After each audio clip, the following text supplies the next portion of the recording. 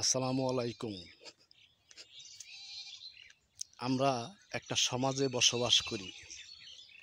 এই সমাজের ভিতরে দেখা যায় কিছু লোক আছে যে অন্যের দোষ গেয়ে বেড়ায়, কিন্তু কখনো নিজের দোষের কথা চিন্তা করে না। আসলে কি এটা হয় ভাই? আমি কিভাবে চলি, আমি কিভাবে কামাই রোজগার করি, আমি কিভাবে সমাজে চলি, সেগুলা শুধু খুঁজে বেড়ায়, কিন্তু কখনো চিন্তা করে না যে সমাজে চলতে গেলে কিছু না কিছু ভুল মানুষের হয়। আর এই হওয়াটাই স্বাভাবিক, কিন্তু সমাজটাকে আমরা সেইভাবে, সমাজের মানুষগুলোকে সেভাবে আমরা গুরুত্ব দেই না। যারা অসহায় তাদেরকে অবহেলিত রাখি, আর তাদেরকে আমরা আরও বেশি বেশি কষ্ট দেওয়ার চেষ্টা করি।